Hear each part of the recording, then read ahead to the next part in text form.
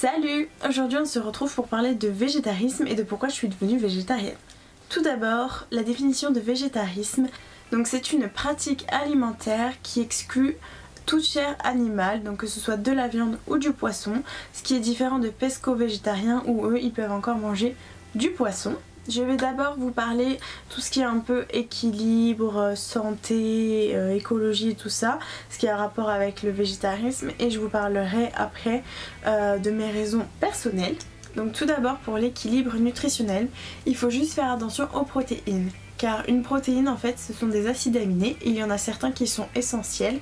Donc au lieu d'avoir de la protéine animale, il faut juste la remplacer par de la protéine végétale. Pour les vitamines, il y a beaucoup de vitamines que l'on peut remplacer naturellement. Par exemple la vitamine D, il me semble, on peut la remplacer si on s'expose régulièrement au soleil.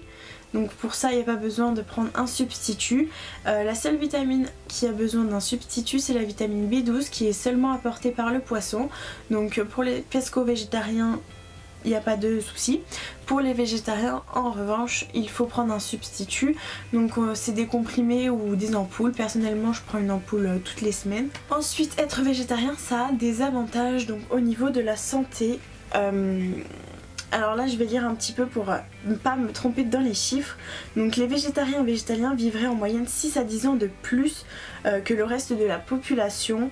Et de nombreuses statistiques et études prouvent que le régime végétarien diminue les risques de développer des pathologies cardiovasculaires, certains cancers, l'ostéoporose, l'asthme, l'arthrite, le diabète et l'obésité. Donc toutes ces maladies sont quand même assez importantes. Il y a aussi un avantage écologique car un élevage ça se met pas n'importe où.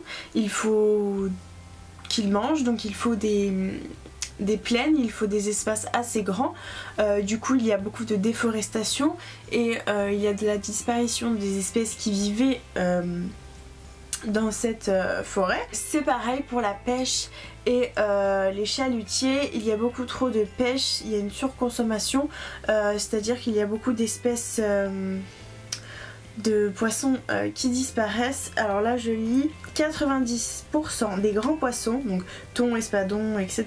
ont été surpêchés et sont par conséquent des espèces en voie de disparition. En gros pour avoir des protéines animales il faut de grandes dépenses d'énergie fossile et donc ce qui entraîne une grande production de dioxyde de carbone et de gaz à effet de serre. C'était dur cette phrase hein.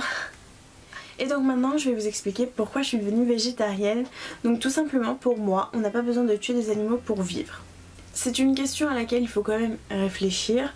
Il faut savoir ce que cela entraîne. Entre guillemets je vais dire, parce que faut juste savoir quoi manger à la place, tout ce que j'ai un peu expliqué au niveau des vitamines etc. Faut juste se renseigner. C'est une question à laquelle il faut quand même réfléchir. Moi j'y avais pensé au collège, au lycée, donc c'était une question bien réfléchie. Je savais par quoi il fallait remplacer la protéine animale.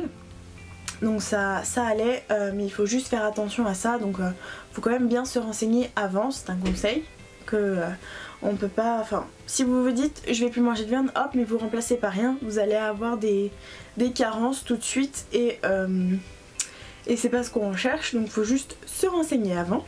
Et pour ceux qui connaissent pas, il y a un documentaire qui s'appelle Earthling. Donc moi je l'ai vu et c'est ce qui m'a un peu poussée à devenir végétarienne, voire même végane. En gros c'est un documentaire qui parle de tout ce qui est sur la consommation de viande, de poisson, tout ce qui est les tests cliniques sur les animaux, tout ce qui est sur le cuir, la laine, etc. Tout ce qui est sur les œufs, le lait, enfin vraiment tout ce qui est sur le véganisme en général. Et c'est vraiment un documentaire qui est dur à regarder. Il y a des images qui sont dures, choquantes. Moi pour le regarder je l'ai regardé en 2 fois. Parce que vraiment c'est dur quand on voit les animaux, ça nous fait, qu'on les voit souffrir, se faire tuer ou autre.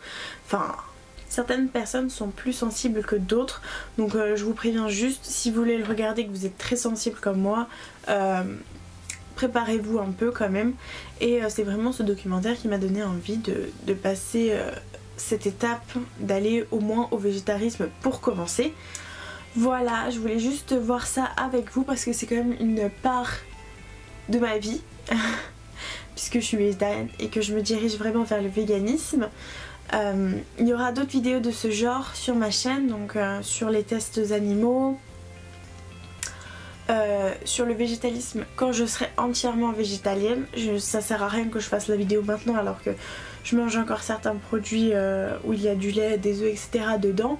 Donc je ferai certaines vidéos quand je le serai à 100%. Sinon c'est un peu se mentir et vous mentir, donc ça n'a aucun intérêt.